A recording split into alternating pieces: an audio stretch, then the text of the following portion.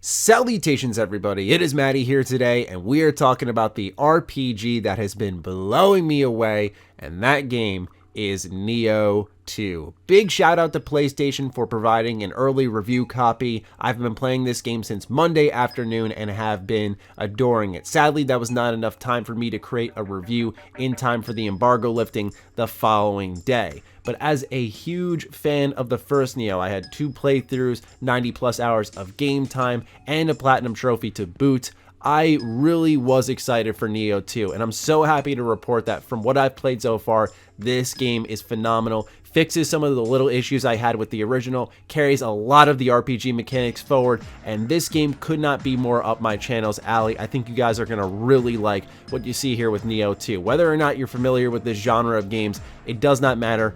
Erase all of that from your mind right now, and let's talk about Nioh 2. So what is the big difference between the first and the second game? Well, it starts off with the character you're playing as. In the first Nioh, you play as William, and not a lot of people were a big fan of the set character, myself included. 2 fixes that with a character creator. So now you get to play as yourself, and I really liked the character creator. It's not the best one I've seen, it's not super deep, but you can make some pretty detailed, awesome looking characters here. And the introduction section in general was quite reminiscent of Kingdom Hearts as you select weapons that scale your stats in the early game. It can really help you out in solidifying a build. It's not really helpful in the sense of if you don't know what these stats do, will you actually want to invest in them? You may pick a weapon that looks cool, but then the stat doesn't really line up with how you want to play the game, so keep in mind that you may not be super informed there. But after the character creation, you get sent to a map and you quickly learn that Nioh 2 is not open world, it is mission based, just like the first one. And I know with this genre of games and just how gaming has progressed in general, everything's got to be open world. I love that Nioh has an identity and embraces it, right? Like the mission structure of Nioh 2, I think gives it a ideal level of focus where each mission can be varied. It also allows for a lot of replayability. It allows for interesting side missions, which we'll get into later. And because of that, I love the mission structure, whereas I don't think Nioh would be as good in an open world setting, and it doesn't need to be that. And so I'm happy that the developers identified that and stuck with what worked for Nioh 2. It's very loot based. Once again, we'll get into that down the line, but running missions, getting loot, it's something that fits the identity of the game rather than running the same missions over and over in the open world.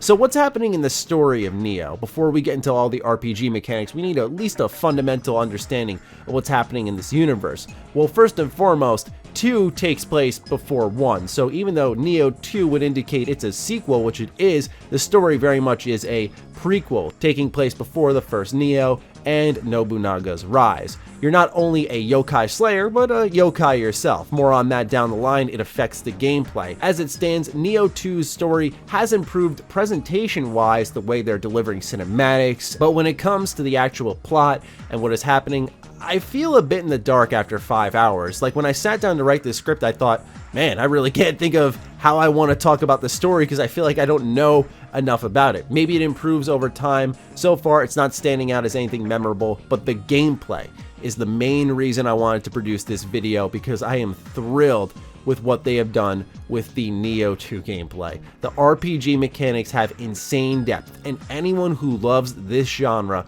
owes it to themselves to sink their teeth into this meaty system. As I mentioned, the weapons selected early on buff your attributes that accommodate said weapon. Now, this doesn't mean that you're locked into a role, but Nioh 2 rewards dedication to a style of play. This brings us to weapon proficiency and skill trees, and just look at this skill tree. That is overwhelming. And I play a ton of video games. RPGs are my specialty, and even there I was like, oh my god, what do I even do? Where do I start reading? It's a lot to take in, but it's really easy to understand once you start to break it down. So like I said, the game really rewards you for sticking with a playstyle. It doesn't lock you in, but with the way you build your character through stats and the way that you stick with weapons, you are going to benefit from that more. So let's say, for me personally with my character, I'm using the switchglaive quite a bit. As you continue to use the switchglaive, you'll get familiarity with your weapon, which will provide bonuses for the specific weapon you're using, but also, as you get proficiency, you will earn points that you can go into that skill tree and learn skills for that specific weapon. So if you want to use a standard katana, or dual blades, or hatchets, sticking with them will reward you with skill points specific to those weapons, and then will unlock moves that are unique to said weapon, and certain weapons may fit different playstyles, so having all these options and ways to build is not only incredible, but like I said, a little overwhelming. And this doesn't even account for the stat building, so there's a number of stats that will be familiar for those of you who have played the original Nioh. The way you build it is like Dark Souls, where you collect Amrita, aka souls, you spend them on leveling up, and if you die and you go to acquire your Amrita once more, but let's say you die again, they're gone for good. So there's that risk reward difficulty embedded into the leveling system. But say you want to stick with the Switchglaive like I have been, you're going to want to focus on leveling up your skill and your magic stats. And then you want to surround your character with things that are going to work with building your character like that. So for me, I have to make sure that if I'm going to build into magic, I need to be having a lot of jutsus on hand for my character. Now, when I was talking about the mission-based structure of this game, I talked a little bit about loot. And the way I describe Nioh is, while it's very much in the, we call it Souls genre nowadays, I really look at it as more of a Diablo meets Ninja Gaiden. It's action-packed, it's fast-paced, the moveset is akin to something like, we'll say, a Dynasty Warriors game or a Ninja Gaiden game. You have a light attack, a heavy attack, and then it gets a little more deep with weapon-specific moves, like my Switchglaive has me hold L1 and press triangle for a slick dodge and slash. There's dodging, of course, in general, blocking in general. You have ranged weapons to mess around with to take out mob enemies from a distance, and there are burst counters, which we'll get into down the line. And so while the general controller layouts and how you maneuver in the game will be familiar for those of you who have played action games, beat 'em up games, it's really how you run through these levels, and everyone's dropping tons of loot, new weapons, new bits of armor, and then there are even yokai weapons, which are these unique weapons that can fit your character and provide special buffs, and it just gets deeper and deeper because now you're not just worrying about weapon proficiency, you're worrying about the best type of weapon you can get, and if it's worth diving into that weapon and going into its skill tree and leveling up abilities for that, or should you stick with something else? Now, while all the chaos on screen is happening, let's talk about key management because it is important to understand this when we talk about burst counters. So ki is essentially your energy, your stamina, and as you attack, you're going to use that stamina. It's going to whittle down. If you get hit by an enemy while blocking, your ki is going to go down. The same goes for the enemy you are attacking. This will also be familiar for those of you who have played the first Nioh. If you haven't, think of, we'll say, Sekiro, right? You start to stagger your enemies a little bit. Now, what's interesting about Nioh is that you'll find yourself in yokai realm pools. These little pools on the ground are going to slow the recovery speed of your ki. In Nioh 2, things have been taken a step further with what's called a dark realm. So essentially, now instead of just a little pool on the ground that you can purify mid-combat, instead, the dark realm is an entire area in Nioh 2 that has that same ki recovery speed debuff. And when that happens in a boss fight, oh my gosh, things get really intense. So now that we have a general understanding of ki management, let's talk about burst counters. They're like Mikri counters in Sekiro. It rewards going at your enemy in the name of defense in a do or die moment. When a yokai turns red, this indicates that it's time for a burst counter.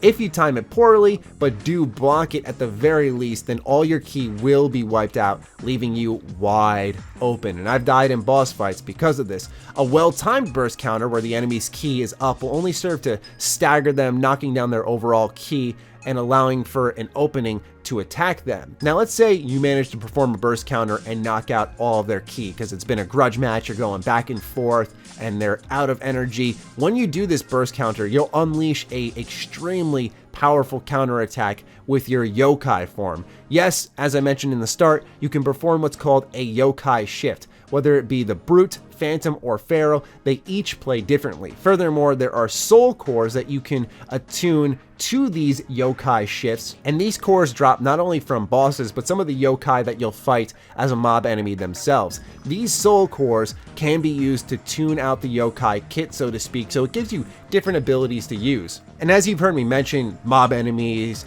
yokai, bosses, one major improvement in Nioh 2 I have noted right off the bat is the mob enemy variety. You can really tell that the developers have been listening to that request, and I'm so happy to report that you'll have to vary your approach on mission to mission. Enemies make you think and act quickly, and I really like this variety here. So as you can see across the board, Customization is the name of the game, from your loot to leveling up with your stats, weapon proficiency, skill trees. There is so much to account for when building your character, and inherently, just like the first Nioh, but even more so in Nioh 2, it leads to a lot of replayability. There are so many weapons to think of, so many armor sets, just a ton to consider when you are building your character in Nioh 2. And as someone who loves RPGs, I can already promise you I'm playing this game multiple times. I love what has come my way.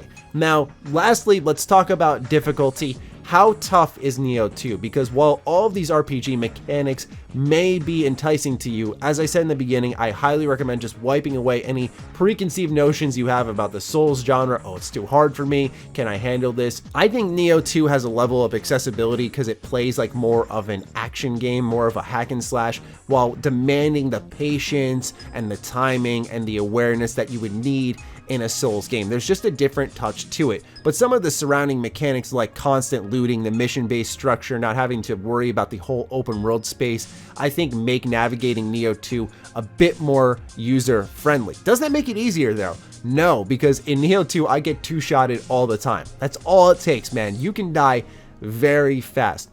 But, and I know this is going to be an unpopular opinion because everyone loves Sekiro, but for me, after I finished the Genichiro boss fight, I said, you know, that's it. This game just isn't for me. I've tried it twice now, and that's really it. Sekiro just never delivered to me that itch, that desire to keep going, to keep pushing on, push through some of the adversity. And I think a little bit of that is because Sekiro plays as an action-adventure game where I'm more RPG focused. I love Dark Souls, Bloodborne, Nioh 1, what have you. So this game speaks to me more, so when the difficulty presents itself, I'm more willing to answer it. So for me, it's about how invested are you in some of the ideas I presented today? If you are invested in them, then I think Nioh 2 would definitely be worth persevering through its difficulty. The first Nioh kicked my ass. I'm thinking of the Nobunaga and Ice Queen boss fight specifically. I hated that one. It was the worst time of my life. And I imagine Nioh 2 will have moments where it makes me want to pull my hair out. I've already had a couple of deaths where I'm like, ugh, but it's really good, and I can't recommend it enough.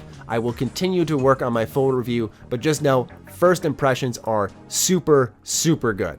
Easily the best game I have played so far this year. So I'm really excited to see what you all have to say about Nioh 2 in the comments down below. Do fire away. Other than that, follow me on Twitter, follow me on Instagram. Those links are in the description down below, along with my Patreon. Do consider supporting that as it fuels all the content I create here. Stay sexy, stay active. I love you all.